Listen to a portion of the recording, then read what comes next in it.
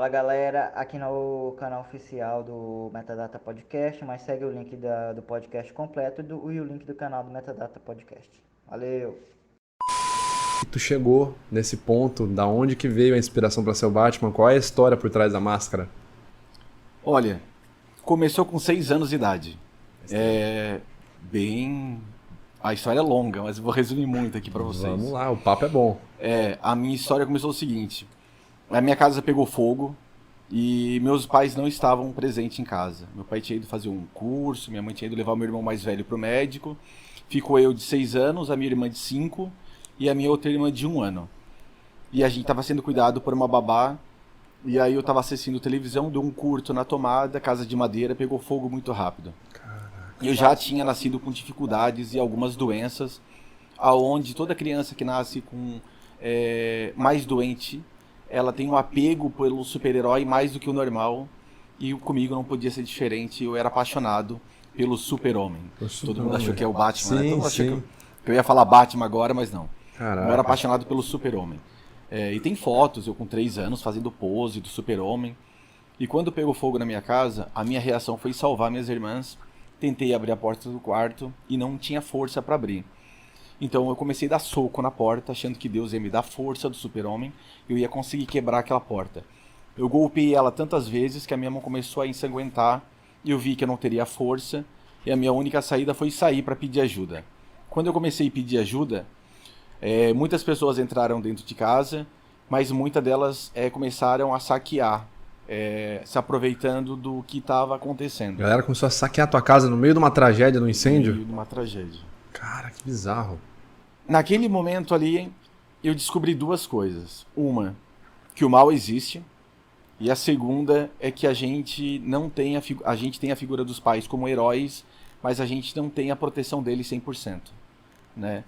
E eu me lembro de estar ajoelhado na frente da minha casa, eu com problema de dislexia, tinha dificuldade muito para falar e falar que tinha gente ali dentro ainda. Eu lembro o corpo de bombeiro vindo na minha direção e ele perguntando para mim se tinha mais alguém em casa, assim. Eu não acreditava que tinha alguém que estava querendo prestar atenção no que eu estava fazendo. Daí eu digo que minhas duas irmãs estavam ali, eles quebram a parede lateral, entram pelo telhado também e acabam salvando minhas irmãs. Na sala de aula eu comecei a pintar tudo de vermelho e preto. Depois do evento. Tudo, nuvem, Traumatizado. árvore, tudo de vermelho e preto. A professora chamou meu pai e disse o seguinte: olha, ou ele é flamenguista, fanático, ou ele tá com trauma do incêndio que pegou na casa de vocês. E aí eu fui encaminhado para uma psicóloga. Eu não tava mais falando, não sei se eu tava com uma depressão ou não, mas eu não tava mais falando, não me comunicava com nenhum ser humano. E não acreditava mais em super-herói. E a psicóloga me apresenta o Batman como fonte de inspiração.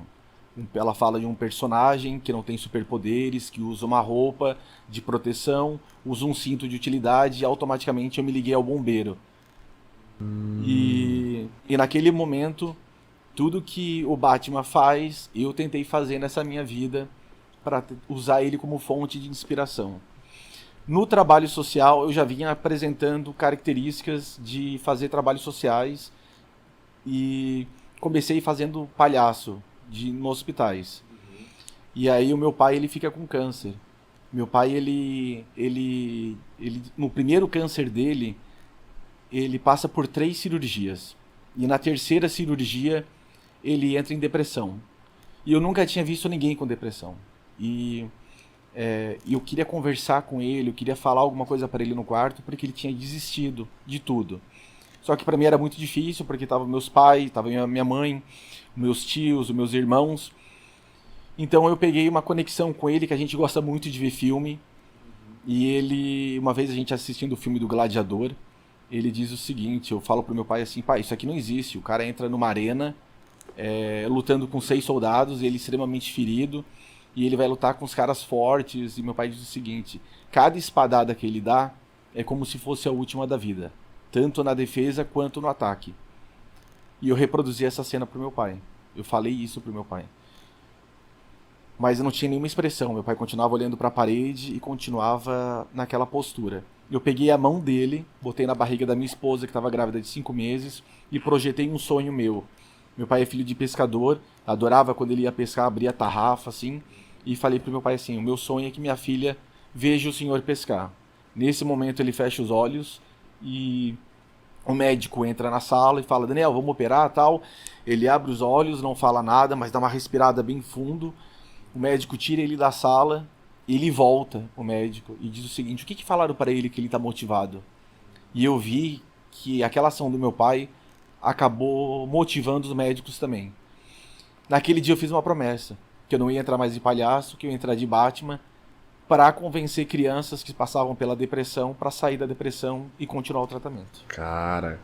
Cara, que legal. Que E história. faço isso há 15 anos. 15 anos, cara.